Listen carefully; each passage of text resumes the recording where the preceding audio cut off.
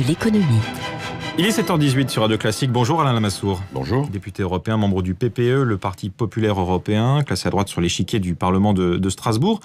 Alexis Tsipras est donc depuis hier le nouveau Premier ministre en Grèce officiellement. Il doit dévoiler aujourd'hui la composition de son nouveau gouvernement après son alliance annoncée avec la droite souverainiste grecque. Selon vous, a-t-il menti à ses électeurs ? Nous allons le vérifier dans les mois qui viennent. Il est évident que son programme est impossible à réaliser. On comprend que les Grecs, après avoir souffert trop longtemps, soient atteints de lassitude et voulu essayer autre chose. Mais quand on regarde les promesses faites par Alexis Tsipras, on voit bien qu'elles sont totalement impossibles à réaliser. Plan de relance de 12 milliards d'euros, augmentation des salaires, voilà. Création de centaines de milliers de postes dans la fonction publique. Augmentation des salaires de 30%. Création de centaines de milliers de postes dans la fonction publique.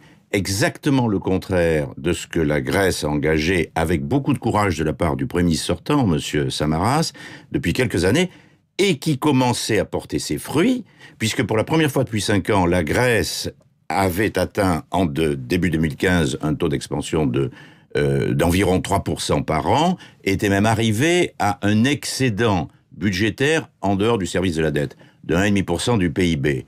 Donc les lendemains vont sûrement déchanter très fortement. Est-ce que ça peut avoir des conséquences sociales douloureuses, du coup, pour ce nouveau gouvernement ? Nous verrons, c'est beaucoup trop tôt pour le dire. Nous allons voir déjà quel est le vrai programme de gouvernement d'Alexis Tsipras. Il est clair que ce programme sera très différent des promesses qu'il a faites. D'autant qu'il a cru bon de constituer, pour avoir une majorité parlementaire, une alliance avec un parti très à droite, dont le programme économique est exactement contraire au sien. Le seul point commun qui les rassemble consiste à dire « nous voulons mettre fin à l'austérité avec l'argent des autres Européens ».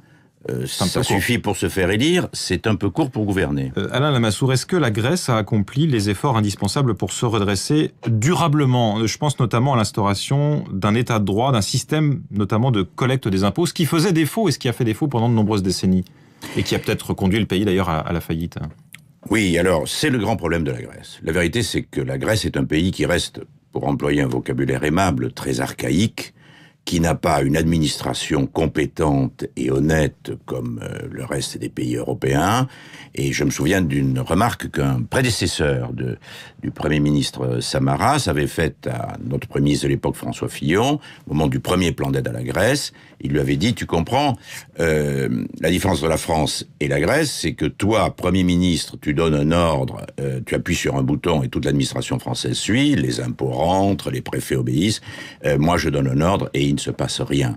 Alors, Anthony Samaras a fait de gros efforts pour essayer de bâtir une administration grecque moderne. Nous en sommes encore assez loin et ça, c'est un problème qui prendra du temps. Vous avez sans doute lu le titre du Monde daté de mardi, Syriza, l'avertissement grec à l'Europe, avec une photo évidemment d'Alexis Tsipras en une.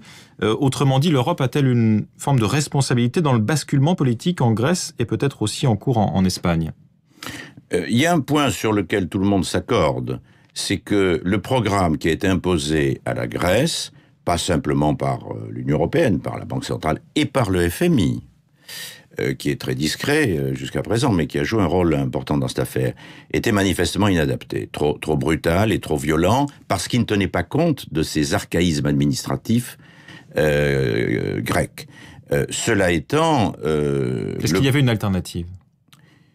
Après coup, on est tous très forts. La vérité, c'est que sur le moment, on l'a pas très bien vu. La grande différence pour l'Europe, c'est ça qu'il faut que les auditeurs comprennent, et c'est quand même très positif pour nous, c'est qu'il y a 3 ans, le problème grec crée un problème pour toute la zone euro. Aujourd'hui, le problème grec crée un problème pour la Grèce. Full stop. Est-ce bien sûr, avec les demandes de renégociation sur la dette par Alexis Tsipras ? Mais justement, elles sont... il y aura une négociation et une renégociation par la force des choses, mais on a déjà tellement donné d'avantages à la Grèce en ce qui concerne les prêts. Je rappelle que en tout, nous avons prêté 240 milliards d'euros à la Grèce, c'est-à-dire beaucoup plus que tout ce que produit la Grèce chaque année. Et nous avons consenti des modalités de remboursement fantastiquement favorables. 30 ans de rééchelonnement, 10 années de différé avant de commencer à payer des intérêts. Des intérêts quasiment à zéro, et dans le cas de la partie des prêts de la Banque Centrale Européenne, des intérêts qui sont complètement à zéro, puisque la Banque Centrale rembourse à la Grèce les taux d'intérêt que la Grèce lui paye. Alors, on peut rééchelonner de 30 ans sur 50 ans. On n'ira pas beaucoup plus loin. Pourquoi ? Parce que les autres pays européens qui étaient en situation difficile, qui ont fait des efforts... L'Espagne notamment l'Espagne, qui sont en train de voir ces efforts payés. L'Espagne est devenue maintenant extraordinairement compétitive. Ça ne lui était jamais arrivé dans son histoire. Elle a un taux d'expansion relativement important et le chômage qui était très élevé est en train de chuter. L'Espagne va retrouver la possibilité d'emprunter sur le marché. Les élections ont lieu d'ici la fin de l'année et l'Espagne pourra comparer le résultat des efforts qu'elle a fait avec les difficultés dans lesquelles à la fin de l'année se trouva Syriza. Et puis il y a l'Irlande. Je voudrais quand même rendre sensible aux auditeurs à la comparaison entre l'Irlande et la Grèce. Quand l'Irlande est entrée dans l'Union européenne, elle était aussi pauvre que quand la Grèce y est entrée. Sauf qu'aujourd'hui, l'Irlande est un pays qui a un revenu par tête d'habitant supérieur à la France, qui a été dans des difficultés économiques et financières gigantesques il y a 4 ans, parce qu'elle avait fait des folies immobilières, qui a demandé notre aide, qui l'a utilisée intelligemment, et qui aujourd'hui, grâce à des efforts prodigieux, est revenu sur les marchés. C'est un pays aussi accusé de dumping fiscal, avec un taux d'impôt sur les sociétés extrêmement bas pour attirer les sociétés étrangères en Europe. Oui, mais excusez-moi, on lui a tout à fait permis de faire ça, rien ne l'interdit dans les lois européennes, et ça fait 30 ans que l'Irlande est dans cette situation. Donc les Irlandais, ils se sont pas plaints, ils se sont pas gémis, ils ont pas créé des partis populistes, ils sont pas descendus dans la rue pour injurier les autres dirigeants européens, ils se sont retroussés les manches et ils en sont sortis. Avec notre aide, bien entendu, mais une aide qui a été bien utilisée. Il est souhaitable que les Grecs aient le bon sens de faire de même. Sur l'attitude de la France et de l'Allemagne, il semble à nouveau qu'il y ait des divergences. Angela Merkel se montre très intransigeante. Il ne faut pas renégocier la dette grecque, dit-elle.